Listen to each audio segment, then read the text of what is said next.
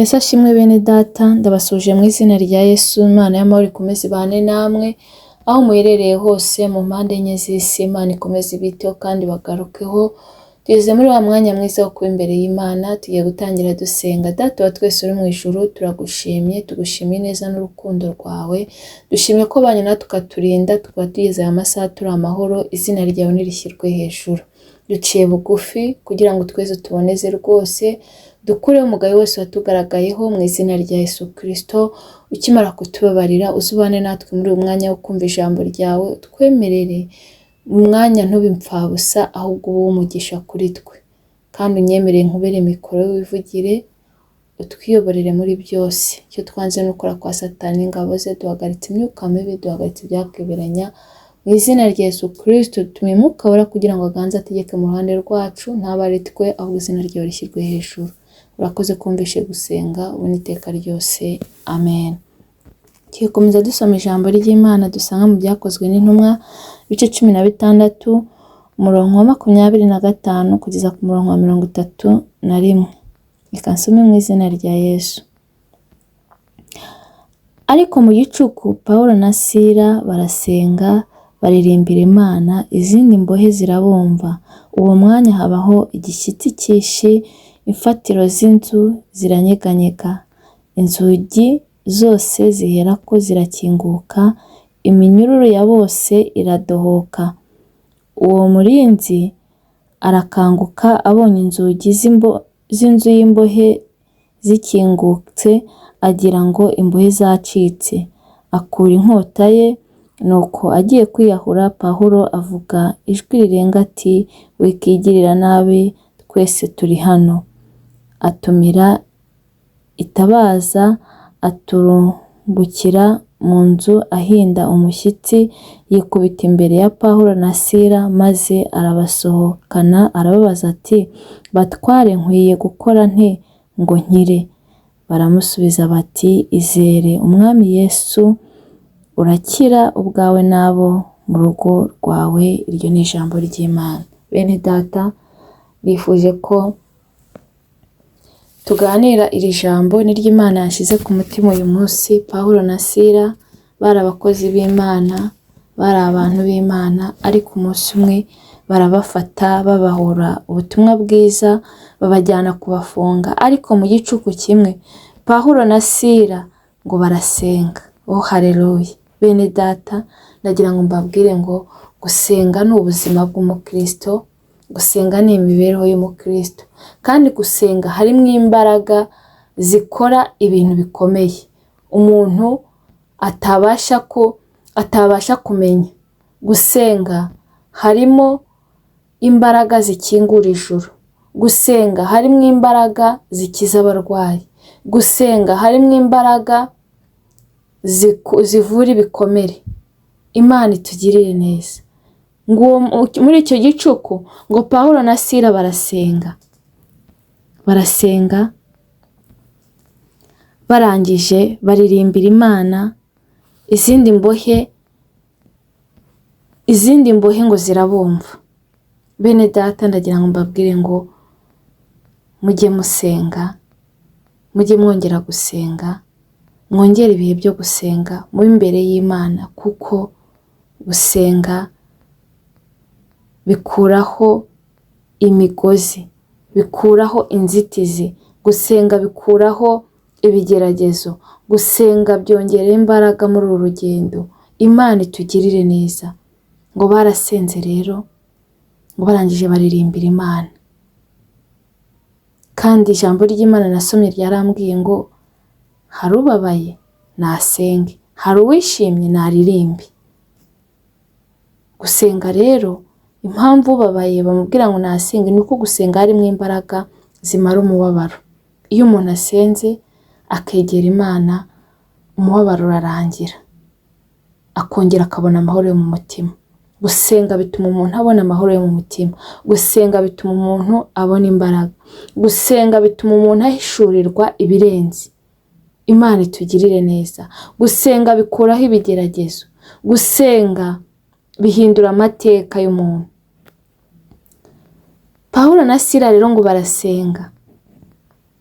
ngo baririmbira Imana, izindi mbohe zirabyumva aho zari ziryamye. Ngo uwo mwanya habaho igishyitsi cyinshi, ifatiro z'inzu ziranyeganyega, inzugi zose zihera ko zirakinguka, iminyururu ya bose iradohoka. Imana itugirire neza. Bene data, gusenga binyeganyeza ibidafite umumaro.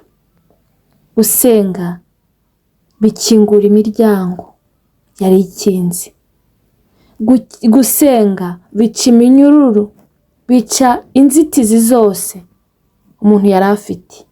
Nimureke rero gusenga ubuzima bwacu bwa buri munsi, kandi ijambo ry'Imana ryarambwiye ngo musenge ubudasiba. Bene data, impamvu ijambo ry'Imana ritubwira ngo dusenge ubudasiba nuko mu gusenga harimo imbaraga zikomeye. Imana itugirire neza. Ngo uwo mwanya habaho igishyitsi cyinshi, ngo ifatiro z'inzu ziranyeganyega, inzugi zose zihera ko zirakinguka. Oh haleluya. Imana itugirire neza. Ngo iminyururu iradohoka. Gusenga bidohora iminyururu. Imana itugirire neza. Ngo noneho ngo umurinzi ngo yarabumvise arakanguka, ngo abona inzugi zirakingutse, agira ngo imbohe zacitse. Ngo akura inkota ye ngo kugira ngo yiyahure. Bene data, iyo umuntu atari mu bihe byo gusenga, iyo umuntu atari imbere y'Imana, iyo umuntu atazi Imana, ahura n'ibibazo akajya kubikemura anyuze mu buryo bubi.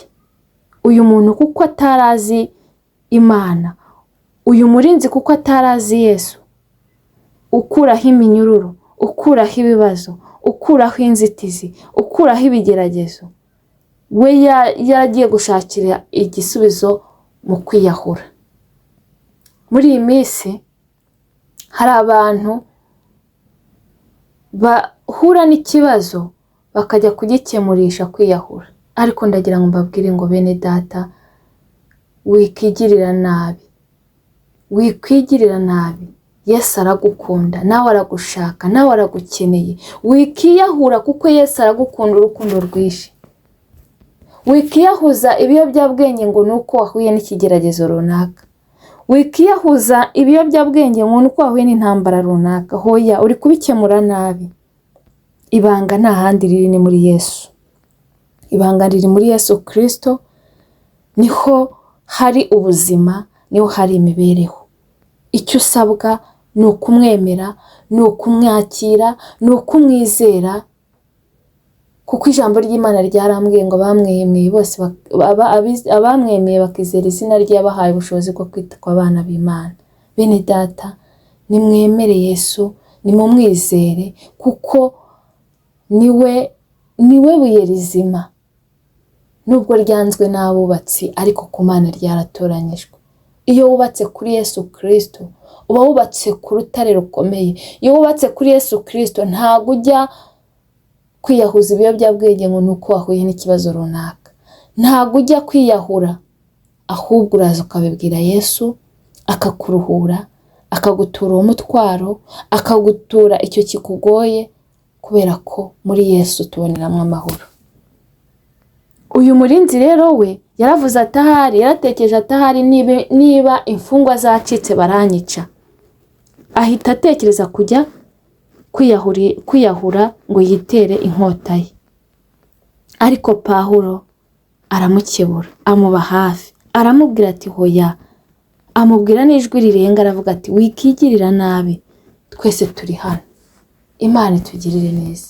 Bene data, ndagira ngo bingingira Imana, nawe ugire umuntu kuba hafi. Imana ikuzana umuntu hafi wo kujya agukebura mu gihe wihebye, mu gihe wataye ibyiringiro, mu gihe ugiye gutana.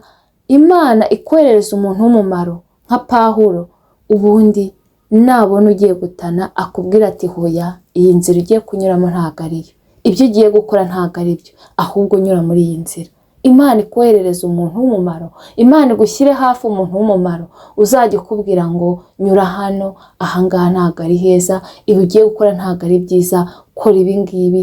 Imana ikoherereza uyu muntu. Pawulo rero yamubaye hafi aramubwira ati wikigirira nabi, twese turi hano. Ngo atumira itabaza, aturumbukira mu nzu ahinda umushyitsi, yikubita imbere ya Pawulo na Sila, maze arabasohokana, arababaza ati batware, nkwiye gukora nte ngo nkire? Mwene data, ndagira ngo nkubwire ngo nawe hari icyo ukeneye ngo ukire. Uyu muntu yarabajije, yarabihiriranye, arababaza ngo nkwiye gukora nte ngo nkire? Nawe rero ukwiye gukira, hari icyo ukwiye gukora, hari uko ukwiye kubigenza. Baramusubije bati ibanga nta handi riri, izere umwami Yesu urakira, ubwawe n'abo mu rugo rwawe. Oh haleluya! Imana itugirire neza. Ibanga riri muri Yesu Kristo, nta handi banga riri. Ubuzima buri muri Yesu Kristo, imibereho iri muri Yesu Kristo. Oh haleluya! Mwene data unkurikiranye, ndagira nkubwire ngo nawe icyo ukwiye gukora ngo ukire ni ukwizera Yesu Kristo nk'umwami n'umukiza, ubundi ugakira wowe n'umuryango wawe n'abagukomokaho. Muri Yesu Kristo rero harimo ubuzima, harimo imibereho, harimo kugubwa neza, harimo amahoro utabonera ahandi hantu, harimo ibyishimo utakura ahandi hantu. Niyo mpamvu nkwinginga ngo nta kindi ukwiye gukora uretse kwizera Yesu, ukamwizera nk'umunyembaraga, ukamufata ko ashoboye, ukamufata ko ari umwami w'abami, ukamufata ko byose arimwo biva. Imana itugirire neza. Niyo mpamvu rero mbwira umuntu wese unkurikiranye kugira ngo nawe yizere, wizere, ugume muri Yesu Kristo. Yesu Kristo umutunge mu mutima wawe, akugumemo, nibwo utazakora ibibi, nibwo uzakora iby'Imana yishimira. Mwizere rero, nicyo cy'ingenzi, kuko muri Yesu harimo byose. Kuko ijambo ry'Imana ryaratubwiye ngo icyakora bamwemeye bose bakizera izina rye, yabahaye ubushobozi bwo kuba abana b'Imana. Mwene data unkurikiranye, ndagira nkubwire ngo icyo ukwiye gukora,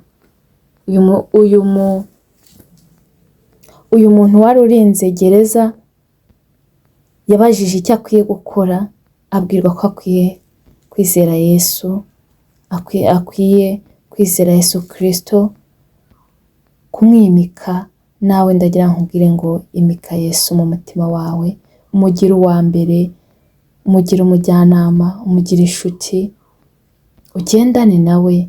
Ntabwo uzicuza, ntabwo uzicuza gukurikira Kristo, ntabwo uzicuza kugendana na Kristo, uzasanga warahisemo neza. Niyo mpamvu mbinginga kugira ngo mukomeze mu mugire uwa mbere mu buzima bwanyu, nanjye mugire uwa mbere mu buzima bwacu, kugira ngo tubone uko dukira. Imana itugirire neza.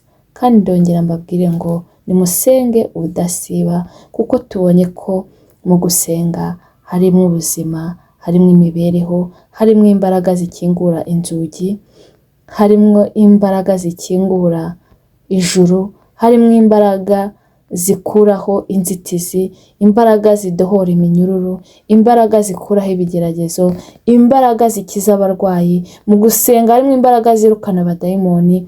Mu gusenga, oh haleluya, mu gusenga harimo ubuzima. Niyo mpamvu mbinginga kugira ngo nimukunde gusenga, kandi musenga ubudasiba, kandi Kristo umugire uwa mbere mu buzima bwanyu, ntabwo muzakorwa n'isoni. Umuntu utari wakira Yesu Kristo nk'umwami n'umukiza, ndagira ngo mubwire ngo igihe ni iki kugira ngo umwakire. Gukurikira Kristo ntabwo ari ukuyoba, ntabwo ari ukubura uko ukora, ntabwo ari ukubura icyo ugira, ahubwo ni amahitamo meza. Mwakire kugira ngo uzabone ubugingo buhoraho, kuko niwe nzira n'ukuri n'ubugingo, ntawe uzajya kwa Data atamujyanye. Niyo mpamvu nkwinginga kugira ngo umwakire. Mwakire rero uyu munsi, kuko ejo ntuhazi, muri isi turi abashyitsi. ntabwo tuzayigumamo. Niyo mpamvu nkwinginga kugira ngo aya mahirwe uyakire, ubundi umwakire kugira ngo ubashe gukira. Uyu murinzi yabajije Pawulo na Sila icyo yakora kugira ngo akire, bamusubiza ko akwiye kwizera Umwami Yesu kugira ngo akire we n'umuryango we. Mwene data, nagira nkubwire ngo niba wifuza gukira we n'umuryango wawe n'abagukomokaho, Yesu Kristo mushyire mu mutima wawe, umubikemo kugira ngo udasubira mu bibi, udasubira mu ngeso mbi. Umugire uwa mbere mu buzima bwawe, mugire umujyanama kandi mugire inshuti kugira ngo agufate ukuboko azakugeze mu ijuru amahoro. Nanjye amfate ukuboko kugira ngo azangeze mu ijuru amahoro. Imana itugirire neza kandi Imana ikomeze ibampere umugisha. Reka dushime Imana kubwira ijambo ry'Imana. Data wa twese uri mu ijuru, tugushimiye kubw'ijambo ryiza, ijambo ry'ubuzima. Mwami, tubonye ko ngo mu gicuku kimwe Pawulo na Sila barasenga, ngo baririmbire Imana, ngo maze imiryango irafunguka. Oh haleluya! Ngo iminyururu iradohoka. Mu gusenga harimo ubuzima, mu gusenga harimo imibereho, mu gusenga tuboneramo imbaraga zidasanzwe. Turakwinginze kugira ngo duhe kugusenga ubudasiba, uko bwije n'uko bukiye tugushake kurushaho, kandi uduhe kukwizera wenyine, kubera ko tubonye ko mu gukira tubanza kukwizera, tukakwizera wenyine, tukakwimika wenyine, nta kindi na kimwe twishingikirijeho. Data mwiza rero, bankurikiranye nawe ndabasengeye, biteho bagirire neza, ubahe kugusenga ubudasiba mu izina rya Yesu Kristo, kandi ubahe kukwizera wenyine. Bana nabo bagirire neza, ubahe imbaraga, ubarwanyirize umwanzi mu izina rya Yesu Kristo, barinde ikibi n'igisa nacyo, ubahe gukiranuka rwose. Biteho bagirire neza, batarakumenya ubahe kukumenya, abadahinduka ubahindure mu izina rya Yesu. Uko ubyutse mu itorero, ugabanya abarimbuka wongera abakizwa, kandi abari bacitse intege bongerera imbaraga. Kiza abarwayi, bakoreho rwose bakize mu izina rya Yesu. Afite n'imbaraga yindi abahamara mu mutima. Ababyeyi bategereje urubyaro, biteho, kandi buri wese uko agukeneye umwiyereke. Urakoze kumvishe gusenga, ubona iteka ryose. Amen. Mwakoze cyane. Imana y'amahoro ikomeze ibiteho kandi bagirire neza, ikiruta byose ikomeze ibarindire ubugingo. Naho ubutaha. Bye.